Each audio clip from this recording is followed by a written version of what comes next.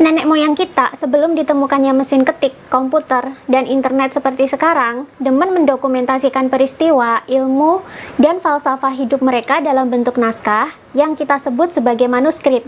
Manuskrip-manuskrip ini biasanya ditulis dalam aksara kuno, sesuai dengan asal wilayah masing-masing. Ada yang ditulis menggunakan huruf Jawa Hanacaraka, menggunakan aksara Batak, aksara Sunda, dan masih banyak lagi. Ketika agama Islam mulai masuk ke Nusantara, manuskrip juga banyak yang ditulis menggunakan huruf Arab. Yang ditulis juga sama, seputar sejarah, ilmu leluhur, dan falsafah hidup mereka. Namun sayangnya, manuskrip-manuskrip kuno tersebut tak semuanya bisa disimpan oleh pemerintah yang sekarang dan bebas kita akses untuk dipelajari. Kemanakah manuskrip-manuskrip kuno tersebut menghilang? Sebelum aku lanjut videonya, aku mau ucapin terima kasih dulu buat Jong Hao Leong, Yohanes Darsono, Yosafat Tandiawase, Raden Untung Setiabudi, Edi Hartono, dan Dewa Sangkongpiang yang sudah membantu mendukung channel ini untuk terus berkembang. Semoga mendapatkan rezeki yang semakin berlimpah dan semakin mendapatkan manfaat dari topik-topik yang dibahas di dalam channel ini. Thank you so much!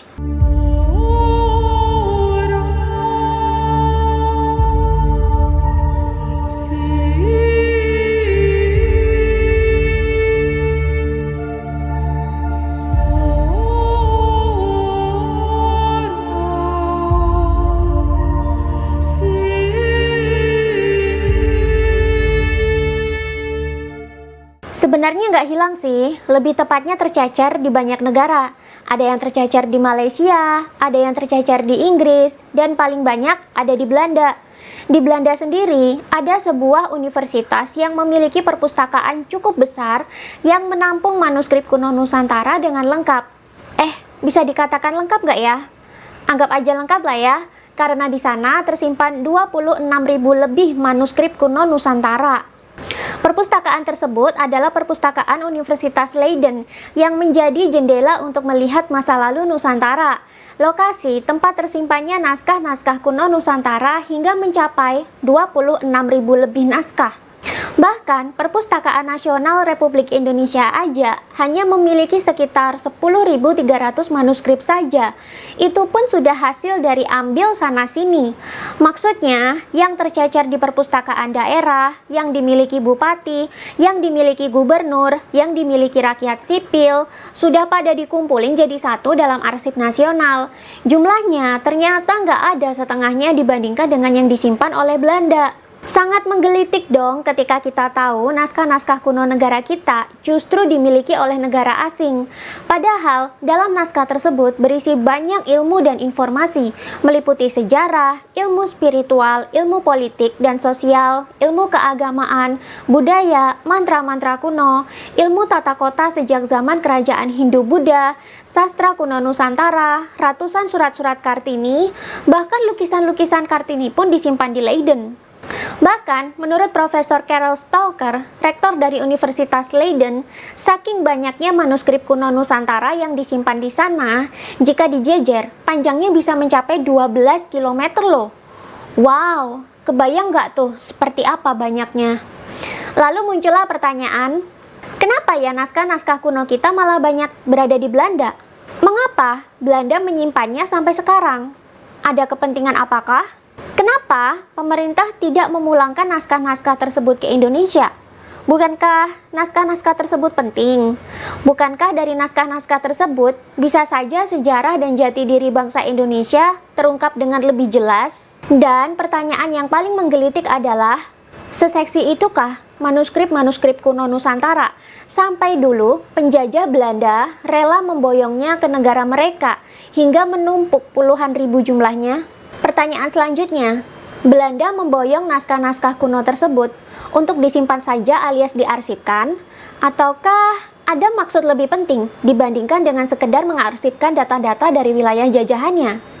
Mungkinkah ada ilmu penting yang tertera di dalam 26.000 lebih manuskrip kuno tersebut, sehingga Belanda rela menyediakan ruangan yang luas untuk penyimpanan dan menggelontorkan dana yang tidak sedikit untuk biaya perawatannya? Well, merawat 26.000 lebih manuskrip kuno itu nggak mudah loh. Sebab leluhur kita dulu menuliskan pengetahuan dan data-data mereka ke dalam lembaran-lembaran yang terbuat dari daun lontar dan daun nipah. Ada juga yang dari kulit. Jika tahunnya agak modern sedikit, ya sekitar era revolusi industri gitulah, barulah ditulis dalam bentuk buku berbahan kertas. Itu pun kondisinya sudah sangat rapuh sekarang. Makanya, biaya perawatannya juga tidak murah.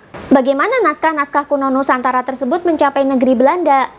Pada tahun 1575, Universitas Leiden dibangun karena Belanda sudah sangat menyadari pentingnya pendidikan. 12 tahun kemudian, tepatnya di tahun 1587, perpustakaan Leiden resmi dibuka. Perpustakaan ini kemudian digunakan untuk mengarsipkan berbagai dokumen penting yang didapatkan oleh Belanda. Pada tanggal 27 Juni tahun 1596, koloni Belanda pertama berhasil berlayar dan berlabuh di Banten. Koloni pertama ini dipimpin oleh Cornelis de Houtman.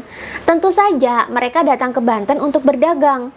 Hasil bumi tanah Sunda mereka angkut, kemudian mereka bawa pulang ke Belanda untuk dijual dengan margin keuntungan yang menggiurkan. Aktivitas perdagangan ini kemudian dinaungi oleh sebuah perusahaan raksasa bernama Verenigde Oost-Indische Compagnie atau VOC yang berdiri di tahun 1602.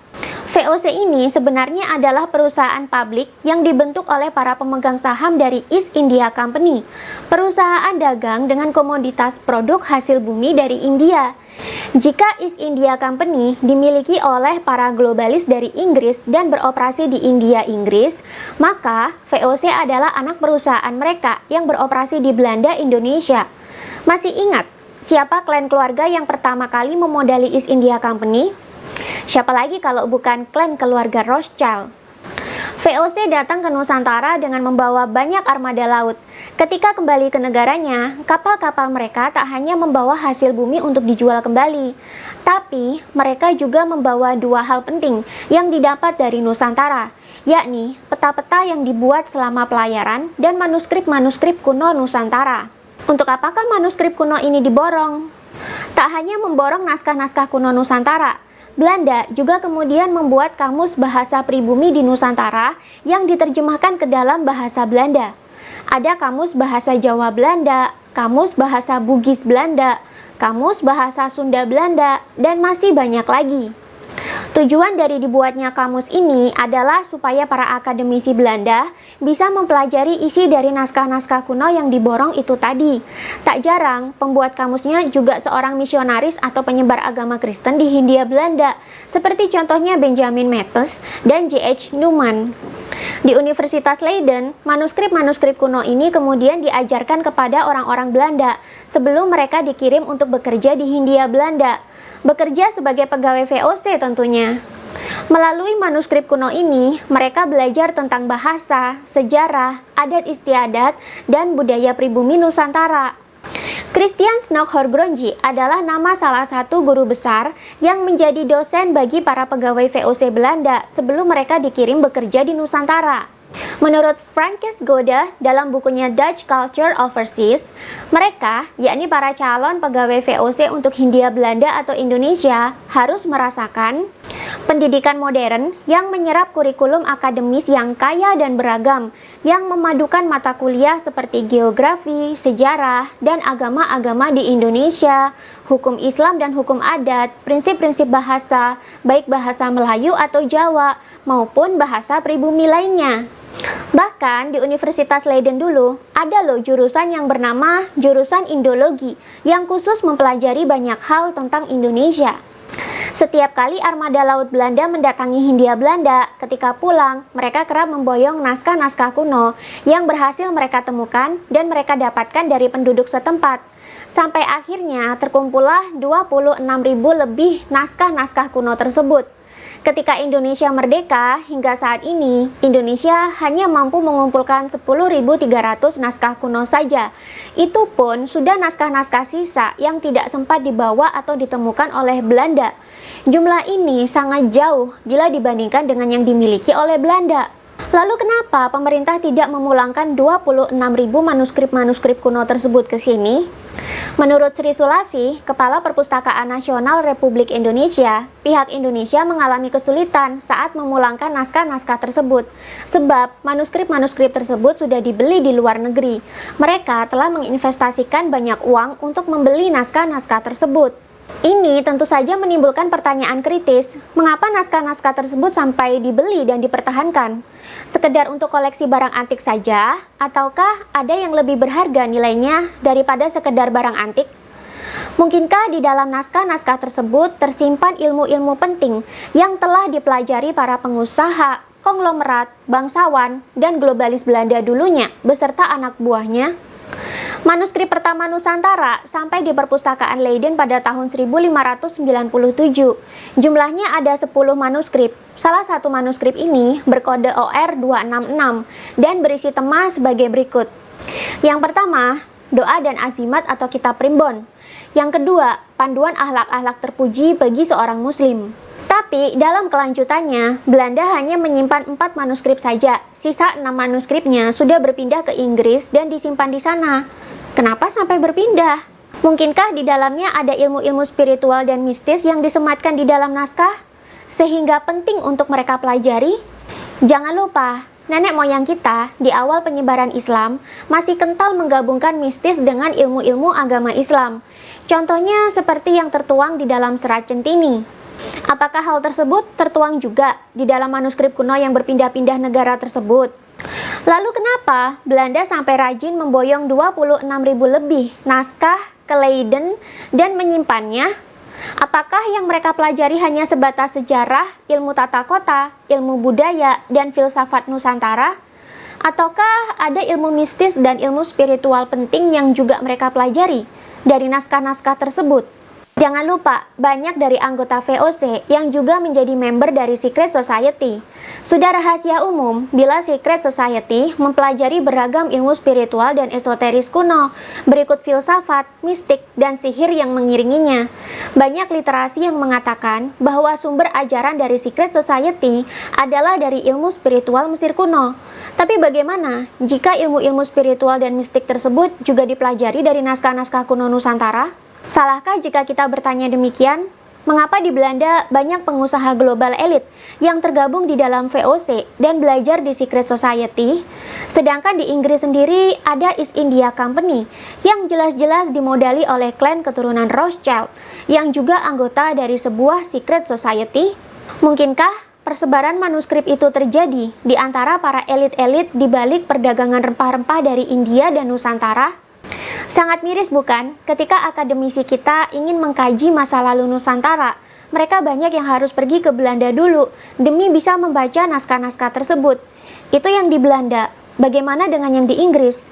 Padahal, menurut Peter B. R. Carey, seorang sejarawan Inggris, banyak sekali loh naskah-naskah kuno Nusantara tersebar di berbagai negara. Di Inggris saja, diperkirakan ada 500 sampai 600 jenis naskah kuno yang tersebar di London, Manchester, dan Oxford. Lalu, apakah selamanya naskah-naskah kuno tersebut akan tersimpan di negara asing? Beruntungnya kita yang hidup di zaman ini, karena sekarang Leiden telah memberikan 20.000 duplikat naskah kuno tersebut ke Indonesia. Selain itu, LIPI atau Lembaga Ilmu Pengetahuan Indonesia telah bekerja sama dengan Koninklijke Instituut voor Taal en Volkenkunde atau KITLV untuk mendigitalkan naskah-naskah kuno tersebut. Sehingga generasi penerus bangsa bisa mengaksesnya melalui sistem repositori dan depositori. Kapankah proses digitalisasi ini selesai? Dan apakah semua manuskrip kuno tersebut akan didigitalkan? Tentulah ini pertanyaan yang jawabannya memerlukan kawalan dari kita. Percuma juga bila naskah-naskah kuno tersebut didigitalkan semua, jika tidak ada anak cucu bangsa yang bersedia mempelajari ilmu-ilmu yang terkandung di dalamnya. Kemudian mempraktekkan dan menyebarkan ilmu tersebut ke sesama putra-putri bangsa. Sayangnya, yang terjadi di Indonesia sekarang adalah jurusan kuliah atau bidang ilmu yang khusus mempelajari naskah-naskah kuno Nusantara sudah sepi peminat. Selain itu, penjualan naskah-naskah kuno kepada pihak asing justru masih ada, seperti yang dikutip dari halaman perpusnas.go.id. Manuskrip kuno Nusantara yang berhasil dibuat versi digitalnya melalui website Perpustakaan Nasional Republik Indonesia pun, saya lihat beberapa di antaranya sudah mulai mengalami kehancuran, sehingga tidak semua tulisan bisa dibaca.